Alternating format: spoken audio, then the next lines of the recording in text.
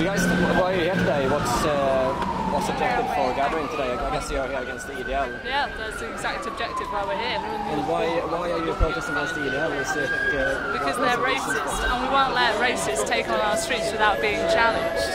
We will not let them scare people for racist, ridiculous reasons in a day where actually it's encouraged by the mainstream media with racist rhetoric. We won't let that happen. What kind of media are you referring to then?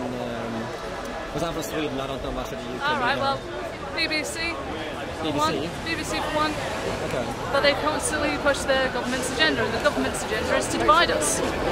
That encourages racists like the EDL, and we won't let them just stand and march through our city unchallenged. We won't have it. We stand united together. And that's why we're here. I guess from what I've seen, the reason for the EDL march is because of the recent terror attacks that's been happening in the UK. Yeah. What's your opinion of terror attacks? I think they're an absolute tragedy. But I don't think the EDL marching through town and saying all their racist stuff that Muslims are to blame for everything is going to solve anything. If anything, it makes it worse. Do you think it makes it worse? Yeah. One thing, Finsbury Park, there were Muslims who were attacked at Finsbury Park. The guy in a van drove into a crowd of worshippers. But don't you think that might be a risk in the future that we'll have more like kind of revenge attacks from white British people? I don't know. It might happen, and that really scares me, because what have these people done to them? You're comparing people right here who have various different faiths, who have various different lives, who have various different beliefs, and you're conflating them together after some nutter drives a van in Westminster, so you drive a van in Finsbury Park. No, it's not okay, and we will not let it go on. Do you think the government has to do more to fight terrorism? Say that again? Do you think the government has to do more to fight terrorism so we don't get more like revenge attacks like the one in what would be Finsbury the Park? best thing to fight terrorism is if we stop bombing the countries. You think we should stop bombing the countries? Yes. In the Middle East? The only people we harm are just ordinary people, who are actually one of the most targeted people by terrorist groups like ISIS. Okay. And we sell arms to Saudi Arabia that then gets to ISIS.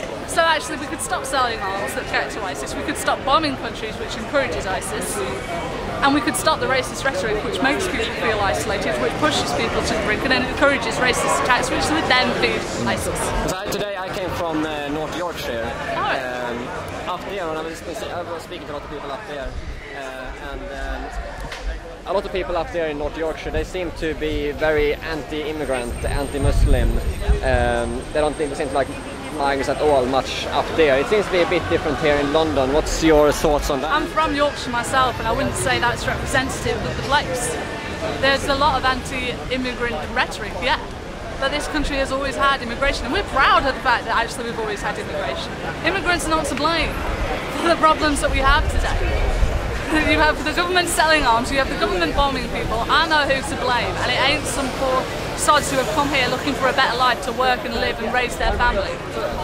And that's why we're here today. We're not going to let the EDL take over this city and try and divide us. Thank you very much. So there we have an interview, good interview there. Let's see what more we find around here, guys.